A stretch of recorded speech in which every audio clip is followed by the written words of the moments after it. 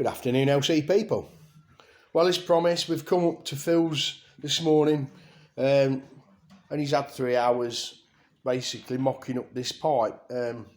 Roger had this on one of his hybrids before. There's no internals in that, no baffle plates or nothing. It's straight through until you get to the can. What Phil's kindly done is, he used to have a GT380 and what he had was these downpipe spare. He's made the head plates that bolt onto the barrel and he had a 2-into-1 splitter. So he's fabricated all this together for us this morning for the purposes of basically having a go on the bike. The radiator situation, Roger's in contact with somebody on eBay at the minute that makes one half the length. So we still want one either side. What it is, the rest of the body panels that fit on here foul on this because it's too high. So that's in the process of being resolved. Roger's tidied up all the wires. They're going to need a re-wrapping now. He's virtually got them virtually wherever he needs them to be on the bike. Fuse box hiding under there, one and two other bits. We've got oil tank to do for it and the gear linkage the other side, which is stopping us having a ride on it. Other than that,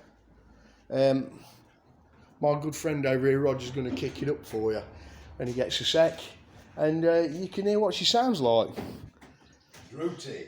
He says it sounds, and to be fair, it does. You don't see many 2-into-1s. We know it's not going to be good for the performance and the rest of it. That's not the object of the exercise. Until we get it on the dyno, here we go.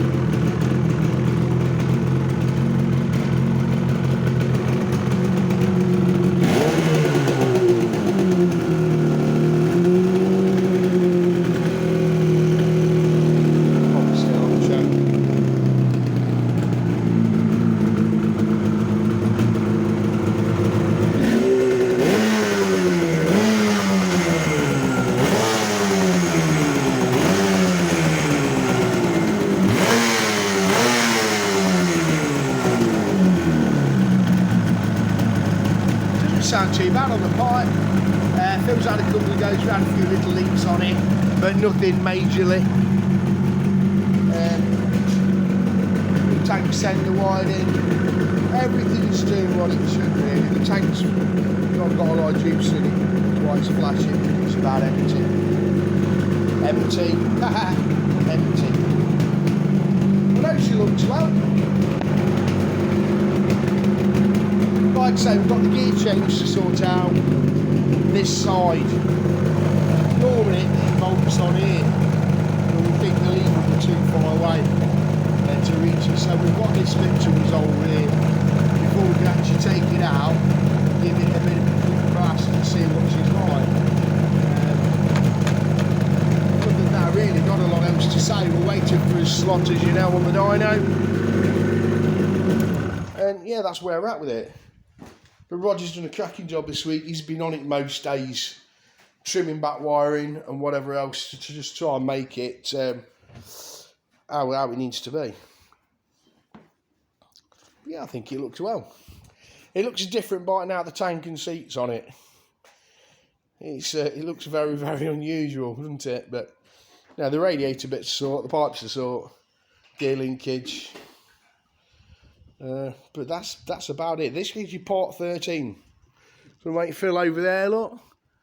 He's the main man that helps out with all the welding fabrication. He helped out with the cradle in the first place to get the motor in, doing the welding that we needed for it.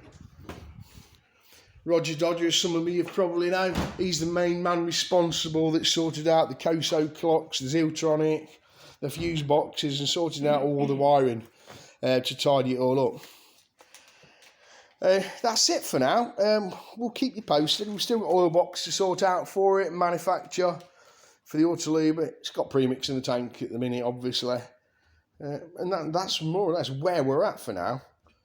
Like I say, we can't do anything else about the pipe until we get our slot at Dave Ottom's. But the motor's standard, so it shouldn't be too much of a massive stretch for him to do some GP pipes to mackle up for this bike, but obviously he needs the bike and he's a very busy man, as you know.